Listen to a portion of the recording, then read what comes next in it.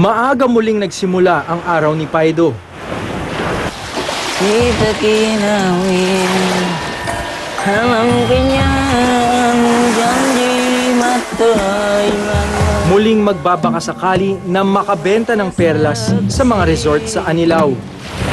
Bila aku masahin. Minsan napapagod kasi pag walang benta, talaga mahina ang katawan mo. Pero pag may benta ka kahit mga 500 ang katawan mo, parang siga. Hindi alintana ni Paido kung gaano nakalayo ang nalalakad. Ang tanging nasa isip niya, makabenta. Samaya! Sano? Ah!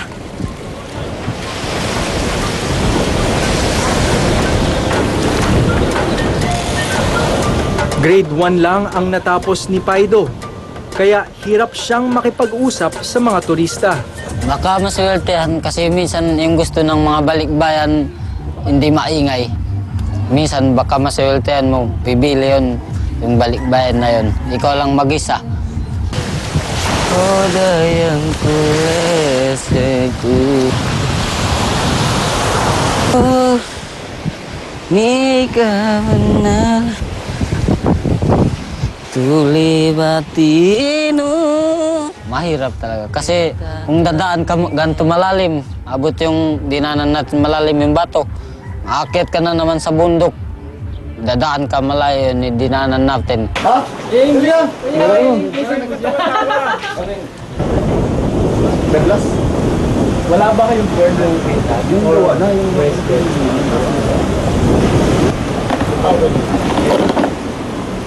Nabising.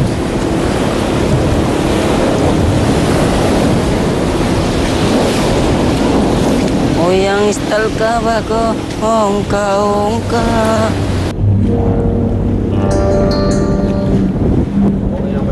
Nagdaan na ang buong maghapon, wala pa ring benta si Paido. Hindi ko iniisip, walang binibili sa akin. Basta iniisip ko magtitinda ako. Baka maswertehan mabenta.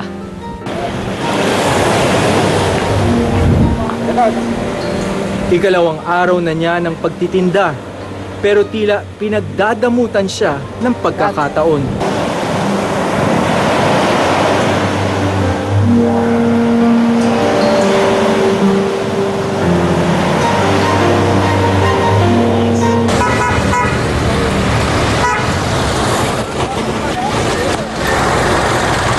Kasabit na lang sa mga truck kaya sa jeep. Nagsasabi, kaya pasabit na naman, wala kaming benta, wala. Ayun, pag sinasabi nila, ay bawal, baka mahulog kayo. Sabi namin, kakapit na lang kami mabuti kuya, marunong naman kami. Pasabit yun. Last trip na yung jeep, di ba? Last trip. Yun, makakauwi ako dito mga alas 7 gabi. Sa buong araw ng paglalako, walang naiuwing pera si Paido. Hindi ko alam kung paano niya susustentuhan ang matinding pangangailangan ng kanyang mga kapatid at lola.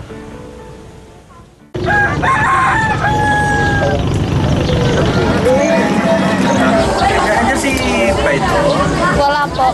Saan siya nagpunta? Sa laot po. Lumaot. Mga anong oras kaya babalik? Mga alas 4 po.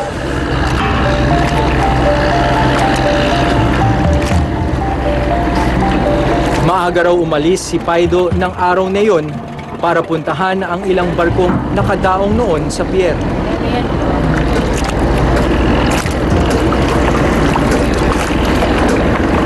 Ayon sa mga trabahador sa barko, karaniwan na raw ang ginagawang pagtitinda sa kanila ng mga batang badyaw. Kayo po ba na nasubukan nyo na po bumili ng mga isda sa kanila? Oo. Badyaw? Masarap naman. Mura kaysa palengke, no? Oo. Malayo. Tirik na ang araw pero wala pa ring benta ang binatilyo.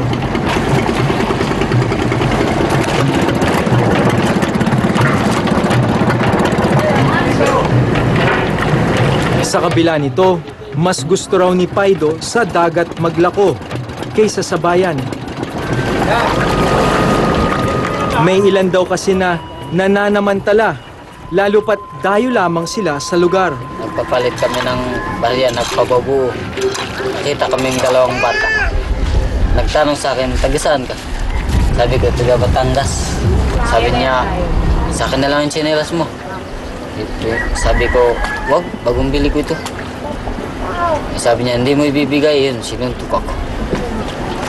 Yun, tumakbo kami, naiwanan kong tsinelas. Yung bag nilagay ko dito, yung parang ano ba?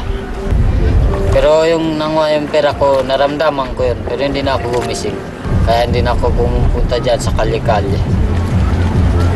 Maganda pa sa bangka, kung meron umahabol sa iyo, makakalangoy ka, makakaano katakbo sa bangka. Hapon na nang makabalik si Paido sa kanilang pampang.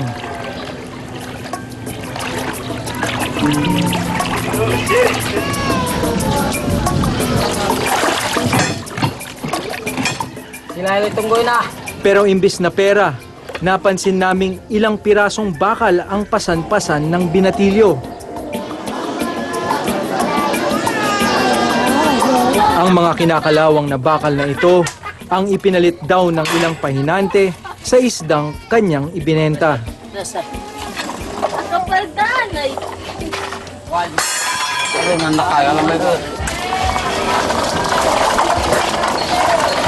Bilis tagay. No, pa.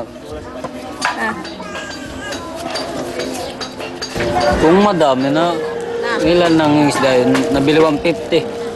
Ang bili ko doon mahigit 500. Ang kanilang nabenta 350 lang. Lugi. Oo, lugi. Pabayad ko ulit. Ito, magkano to? Ito. Ayan na sinabi ko sa kanya, 500 lang. Kahit na hapo at lugi sa maghapong pagtatrabaho, nakuha pa rin ni Paido ng umiti. Hindi ko tuloy maiwasang isipin, sa kaliwat kanan dagok na pasan-pasan niya araw-araw, saan pa kaya niya hinuhugot ang mga ngiting ito? Isang kahig, isang tuka ang pamumuhay nila Paido.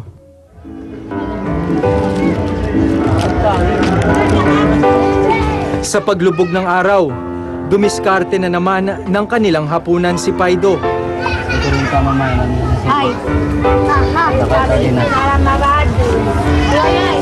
Isang pakete ng instant noodles at isang lata ng sardinas na inutang sa tindahan ang kanilang pagsasaluhan.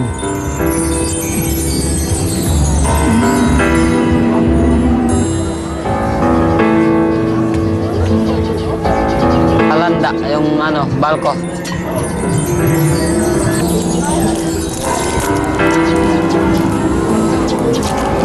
Tansyado na ang parte ng bawat isa.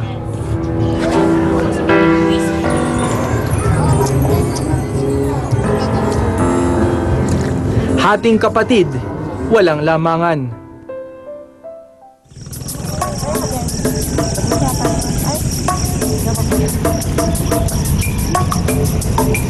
Maaga na namang gumising ang mga batang badyaw sa barangay Malitam. Pero imbis na sa dagat ang tungo, sa eskwelahan sila tumuloy ngayon. Unang araw kasi nila ng klase. Humigit kumulang 1 kilometro ang kinailangang lakarin ni Paido at Benji papunta sa paaralan.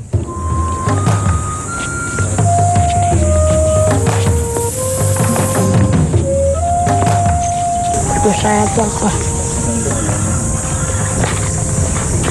Dahil nakapasok. Ang regalong tsinelas ng kapatid, bawas hirap para kay Benji, bawas alalahanin naman para kay Paido.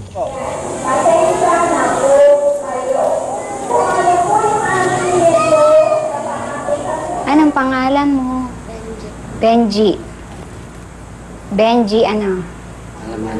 Alamani. Kuya, ilang taon na siya? Mag-8.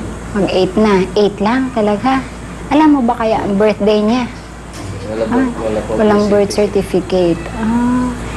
Kasi dapat, yan ang aming pinakabasihan, yung birth certificate. Dahil meron nga tayong EFA o Education for All, tatanggapin namin kahit ano kayo, kahit kay Badyaw, kahit Tagalog, tinatanggap namin dito. Kaya lang, may responsibilidad kayo na iintindihin ninyo ang mga documents. Ang birth certificate lalo na, Okay, basta.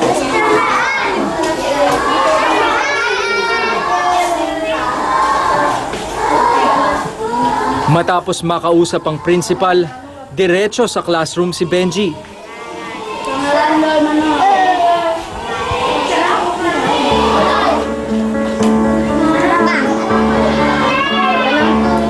Tapos, pag naisulat na yung pangalan, kumuha ng isang kulay, yung paborito niyong kulay.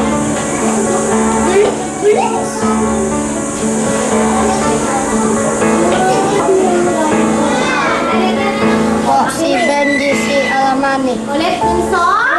Ako po si Benji si Alamani. Okay, sino siya? Si Benji Alamani.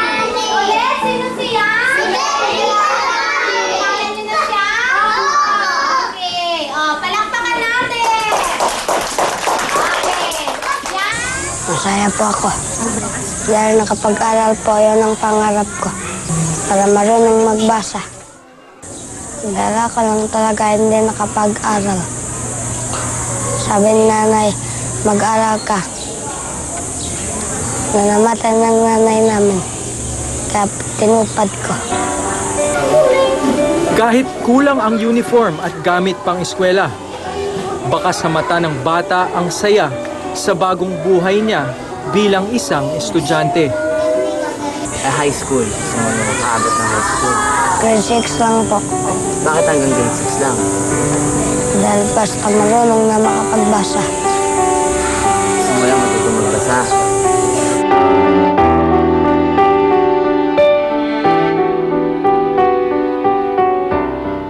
Kasi maganda yung pakuha ko yung may blood test na yung papagawa sa kanya. X-ray. Sa paniniwala ng mga Badyaw, nasa katawan nila ang espiritu ng kanilang mga ninuno at maaaring magalit ito kung kukunan sila ng dugo.